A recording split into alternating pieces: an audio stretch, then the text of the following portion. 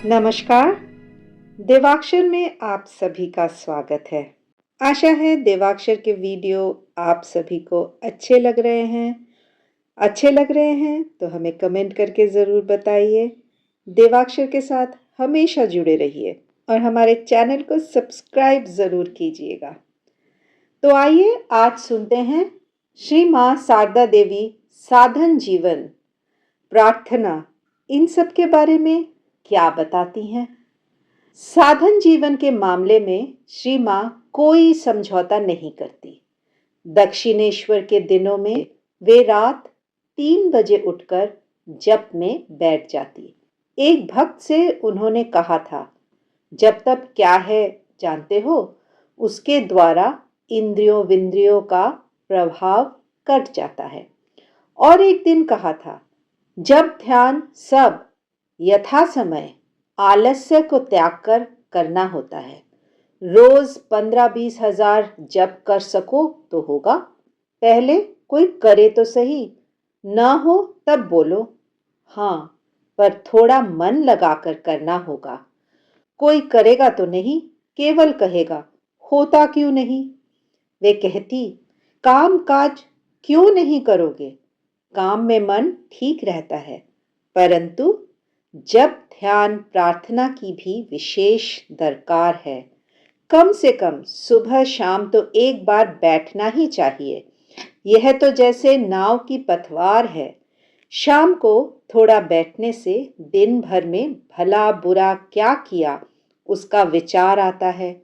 उसके पश्चात कल की मानसिक अवस्था में आज की मानसिक अवस्था की तुलना करनी होती है और फिर जप करते करते अपने इष्ट देव का ध्यान करना होता है।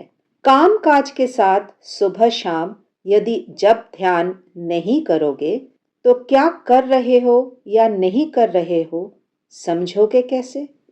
एक बार दीक्षा के बाद एक भक्त ने श्री माँ से प्रश्न किया, माँ, उपाय क्या है? घर में एक छोटी घड़ी रखी थी।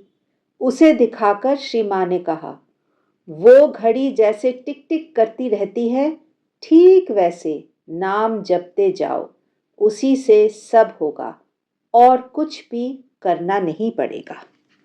जप ध्यान के साथ ही साथ श्री माँ ईश्वर के प्रति प्रेम और अनुराग वृद्धि की बात भी करती। कितनी ही बार उन्होंने कहा, मंत्र तंत्र कुछ नहीं, माँ की भक्ति ही सब कुछ है। इतना जप किया कहो या इतना काम किया कहो, कहीं भी कुछ नहीं। महामाया यदि रास्ता न छोड़े तो किसमें सामर्थ है? हे जीव, शरणागत हो, केवल शरणागत हो, तभी वे दया कर रास्ता छोड़ देगी। और एक भक्त से उन्होंने कहा था, जप तप द्वारा कर्म पाश कट जाता है, किंतु भगवान को प्रेम भक्ति के बिना नहीं पाया जा सकता।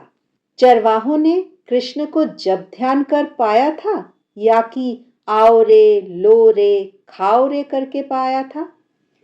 ईश्वर की प्रार्थना कैसे की जाती है? श्री माँ अपने अनुभव की बात कर हमें सिखा गई हैं। श्री माँ ने कहा, उन दिनों मैं दक्षिणेश्वर में रात 3 बजे उठकर जप में बैठ जाती।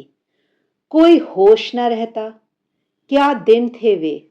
चांदनी रात में चांद की ओर देखकर हाथ जोड़कर कहती, अपनी चांदनी के ही समान मेरा अंतर निर्मल कर दो। श्री माँ ने कहा है, साधन करते करते देखोगे कि जो मेरे अंदर है वही तुम में भी है, बागदी डोम में भी वही है। तभी तो मन में दीन भाव आएगा। श्री माँ सब जीवों में ठाकुर के दर्शन ही करती।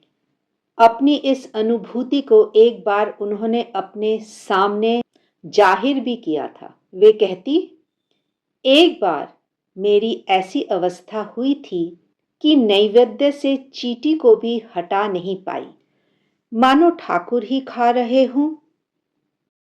आज के लिए बस यहीं तक। आशा है वीडियोस आपको अच्छे लग रहे हैं। कमेंट करके हमें ज़रूर बताइए।